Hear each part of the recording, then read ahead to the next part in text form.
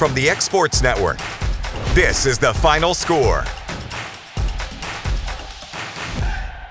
Welcome to the Final Score. I'm AJ Good. Starting things off over in Pulaski, where a big rivalry game went down between Summertown and Richland. Both of the teams are at the top of their regions, and though it's not a region game, still a lot of bragging rights on the line.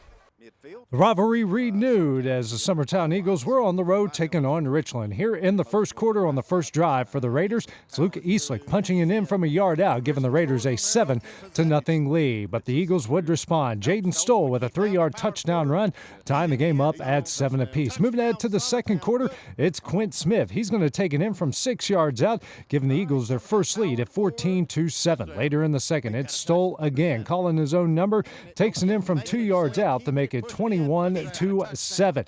But right before the end of the half, Blaine Woodard steps up in the pocket, is going to find an open Luke Jones in the corner of the end zone for the 22-yard score to make it 21-14 Summertown at the half. Moving ahead now to the third quarter, Woodard is going to find Jake Sands here in the corner of the end zone for the 7-yard score to tie the game up at 21. Moving ahead to the fourth, it's Logan Love.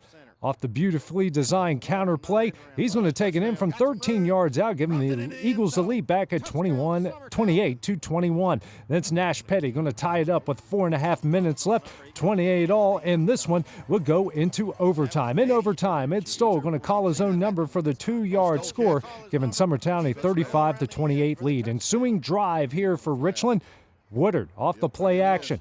Going to get caught here in the traps of the Summertown defense. They're going to spin him around. He would eventually fumble. Summertown would recover, and they would go on for a big rivalry win in overtime, 35-28.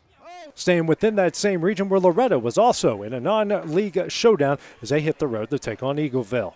Loretto trying to pick up a non-league win on the road at Eagleville. Here in the first quarter, first play of the game for the Mustangs, Mason Tidwell is going to find a wide-open Corbin Reynolds. He's going to do the rest. He's going to take it into the end zone from 67 yards out, giving the Mustangs a 7-0 lead. Moving ahead to the third, down 28-7, Tidwell calls his own number, takes it over the right side for the 2-yard score to make it 28-14. Late in the fourth, Tidwell is going to find Hunter Smith, and Smith is going to do the rest. It's a 17-yard touchdown connection, but it wouldn't be enough as the Mustangs would fall in this one, 28-21.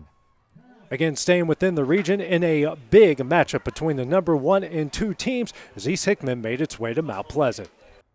And the Tigers would be edged by East Hickman last night, 24-22. Up next, the Tigers will hit the road to take on Hickman County in a region matchup next Friday.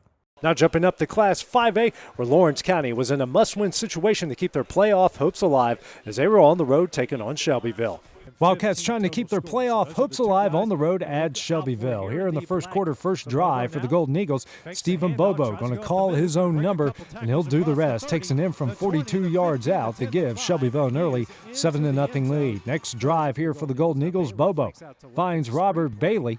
He makes a couple guys miss, and he gets into the clear. It's a 39-yard touchdown connection to make it 14-0. Moving ahead to the second, Ben Betzelberger going to try the 52.5-yard field goal, but it would be short. Gage Smith makes the catch at the goal line. He's got a lot of blockers in front of him. He would get into the clear, no one there. He would take it 100 yards to the house for a kick 6 to make it 14-7. Moving ahead now to the fourth quarter, down 42-7, Carter Pettigrew.